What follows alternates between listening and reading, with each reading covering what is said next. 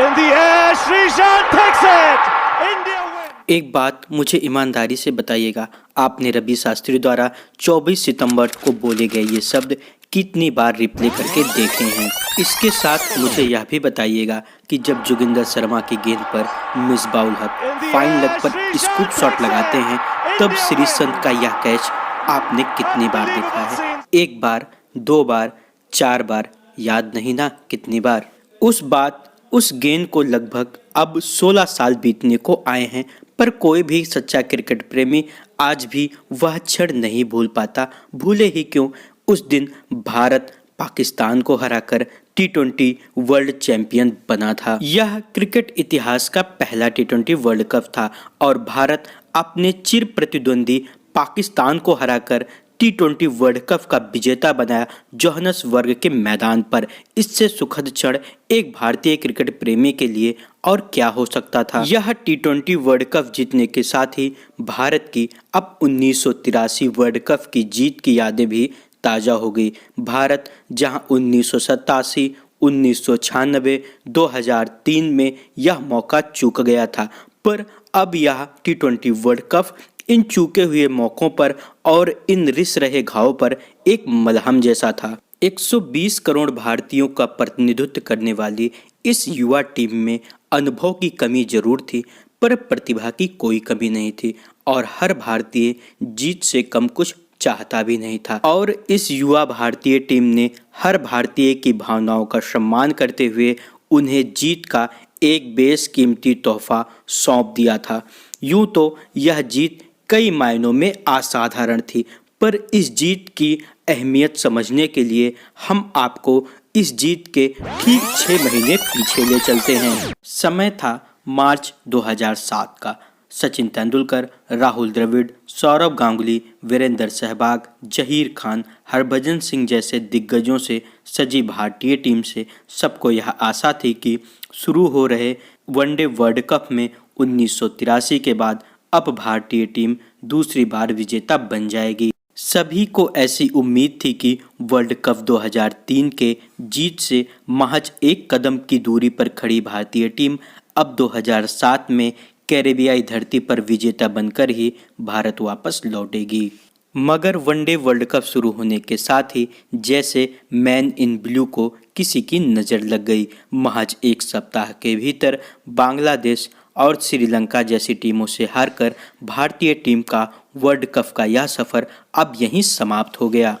राहुल द्रविड़, सचिन तेंदुलकर, सौरव गांगुली, वीरेंद्र सहवाग सरीखे दिग्गज खिलाड़ियों ने जो सपने देखे थे वह उन्हीं की खुली आंखों के सामने अब चकनाचूर हो चुके थे। इस कठिन दौर से गुजर रही भारतीय टीम का साथ किसी ने नहीं दिया।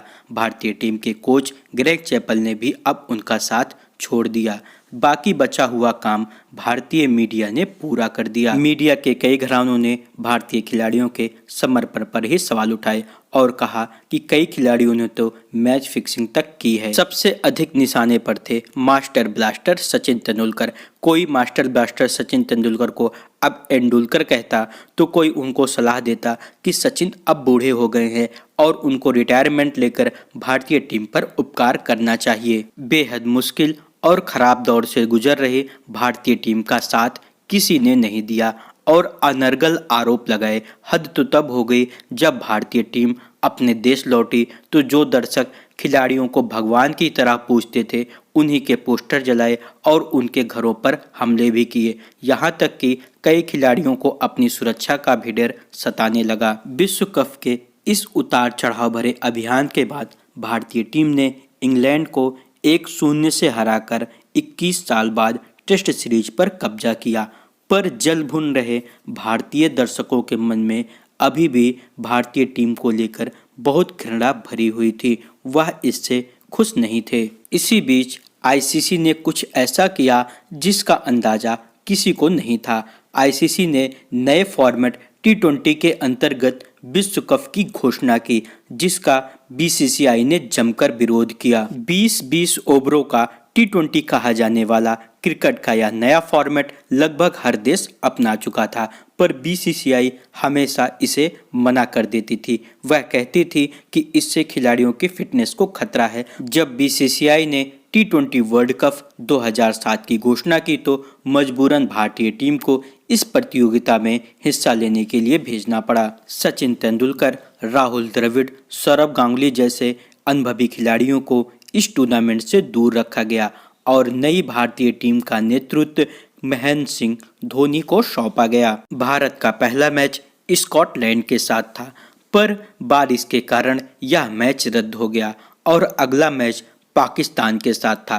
पाकिस्तानी गेंदबाजी के आगे भारतीय बल्लेबाजी संघर्ष करती हुई नजर आ रही थी और दर्शकों के मन में अब यह घर कर गया कि एक बार फिर भारतीय टीम अब टूर्नामेंट से बाहर हो जाएगी। अंतिम गेंद तक चले इस रोमांचक मैच का परिणाम एक नाटकीय ढंग से निकला और इस परिणाम को देखकर यह कहा जा सकता था कि न तो भारत हारा और न पाकिस्तान जीता।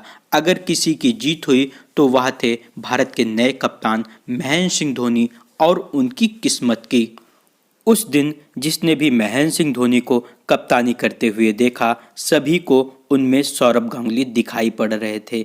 वही एग्रेशन, युवा खिलाड़ियों पर वही भरोसा और कठिन समय में निर्णय लेने की वही क्षमता। इसका उदाहरण हमें पाकिस्तान के खिलाफ मैच में देखने को मिला। बेहद कम रनों पर 3 विकेट गंवाकर भारतीय टीम एक दफा संघर्ष कर रही थी, पर भारतीय टीम ने एक मजबूत स्कोर खड़ा कर लिया और पाकिस्तान को एक अच्छे स्कोर की चुनौती दी। जवाब में पाकिस्तान और भारत के रन बराबर रहे। अंत में मैच का फैसला बॉल आउट पर जाकर समाप्त हुआ। धोनी की सूझबूझ से भारत ने पाकिस्तान को 3-0 से हरा दिया। अपनी शुरुआत के बाद बेहद कम दिनों में ही T20 ने पूरी दुनिया में अपने रोमांच का परचम लहरा दिया। 2007 की इस शानदार जीत के बाद दुनिया की सबसे अमीर क्रिकेट बोर्ड में से एक BCCI की भी आंखें खुल गई।